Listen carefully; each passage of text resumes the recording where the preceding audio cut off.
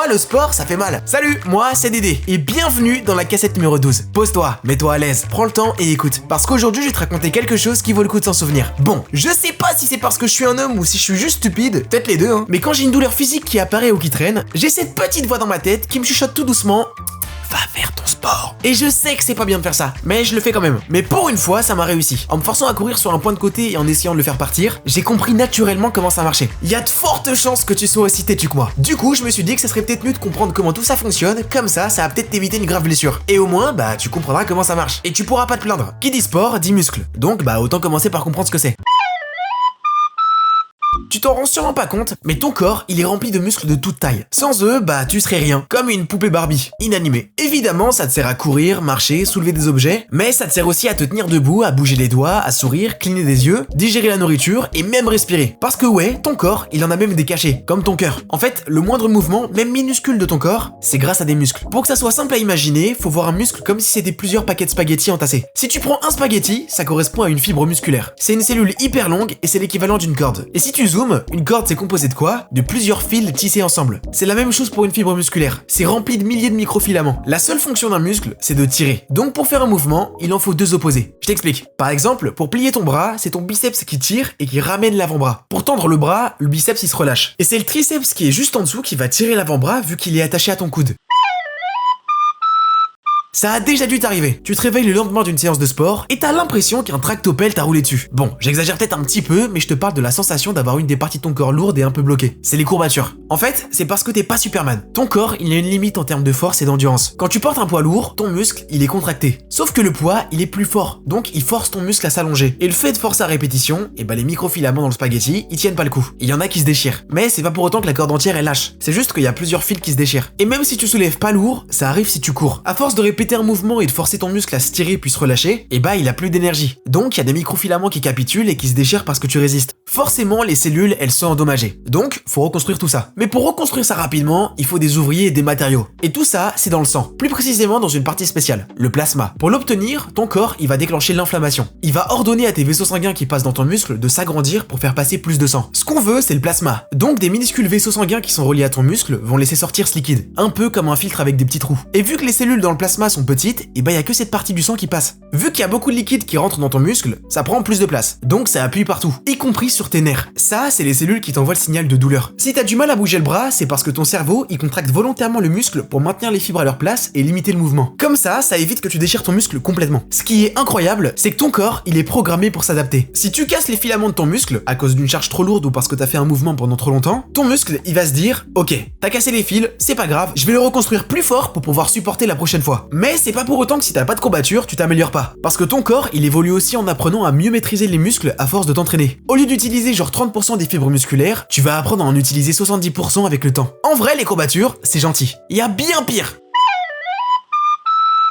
Il y a deux types de déchirures musculaires. La plus douce des deux, c'est la rupture partielle du muscle, ou aussi appelée claquage. Quand ça arrive, tu ressens une bonne décharge électrique. Là, on parle plus de quelques microfilaments qui sont déchirés. On parle de plusieurs cordes entières. Mais t'inquiète, il y en a quand même assez pour que le muscle tienne en place à peu près. Vu que ton muscle il est composé de vaisseaux sanguins pour s'alimenter en sang, comme je te l'ai dit tout à l'heure, ces tuyaux, ils se cassent en même temps. Le sang, il s'infiltre dans ton muscle, et toi, tu vois un magnifique hématome. Mais c'est pas grave, ça se guérit en quelques semaines tout seul. Contrairement à la déchirure totale. T'inquiète, tu le sauras quand ça t'arrivera, parce que tu sentiras comme une brûlure instantanée. Pour que t'aies une image, c'est comme si tu prenais un élastique et que tu le tendais au max encore et encore. Et que d'un coup, il se déchirait en deux. Ton muscle, c'est exactement la même chose. Quand tu forces trop dessus, ça se déchire et les deux bouts ils se rétractent à l'opposé. Ça te fait un creux. Là, on est au niveau critique. Tous les tuyaux de ton muscle sont arrachés. Ça fait une mare de sang à l'intérieur. Mais là, tes ouvriers, ils peuvent plus rien faire tout seuls. Parce que la distance entre les deux bouts de muscle, elle est trop grande. Ils peuvent pas se déplacer aussi loin. Donc, c'est direction l'hôpital pour attacher les deux bouts ensemble. Pourquoi ça se déchire? Parce que des fois, t'as un ego surdimensionné. Tu te crois trop fort. Tu fais un effort beaucoup trop important pour ton muscle, il est pas assez résistant, donc il casse. C'est logique. C'est pareil si tu démarres un exercice trop violemment. Ton muscle, il est étiré tellement vite qu'il a pas le temps de s'adapter. C'est comme si tu tirais d'un coup sec sur un élastique gelé. Il est pas souple, donc il explose. Et la dernière raison, c'est que t'as rien compris. Tu forces sur une courbature. Déjà que t'as plein de microfilaments encore déchirés et qui sont en cours de réparation, toi, tu viens forcer dessus. C'est normal que ça se déchire à un moment vu que les ouvriers, ils ont pas fini le travail.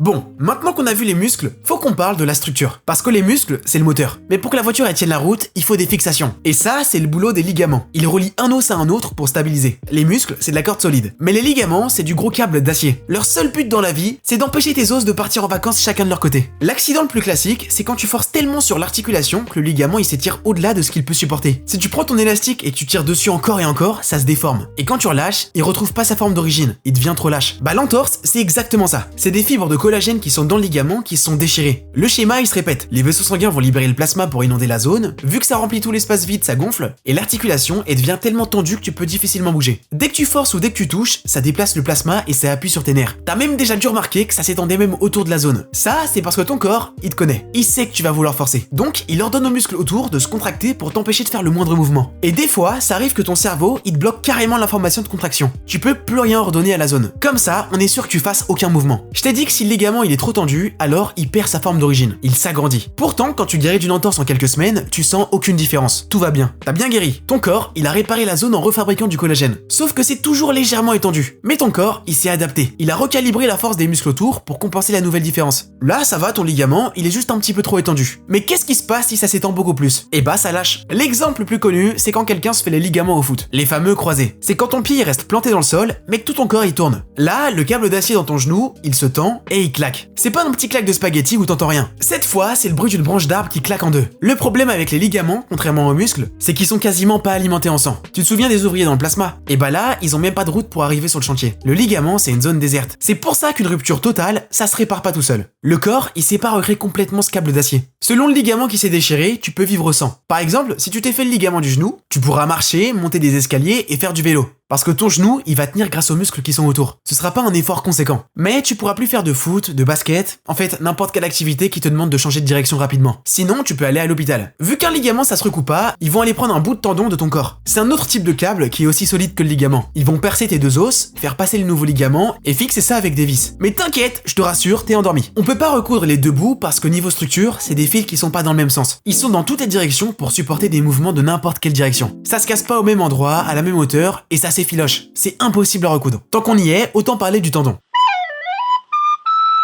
Ce câble, il est similaire au ligament, sauf que lui, il relie un os à un muscle, pas un os à un os. La blessure la plus connue, c'est la rupture du tendon d'Achille. Sur le coup, c'est comme si on te mettait un coup de matraque sans que tu le vois venir. Quand tu voudras bouger la partie en question, tu pourras pas. Ton muscle, il va se contracter, mais c'est tout. Pour faire un mouvement, c'est ton muscle qui se contracte et qui tire sur l'os pour le bouger. Le lien entre les deux, c'est le tendon. Donc s'il est plus là, bah ça marche pas. Pour réparer ça, il faut passer par l'hôpital. Mais cette fois-ci, ils peuvent recoudre directement les deux bouts. Pas besoin de percer ton corps. C'est possible parce que le tendon, lui, il est composé de fils orientés dans la même direction. Parce que le muscle, il tire dans un seul sens.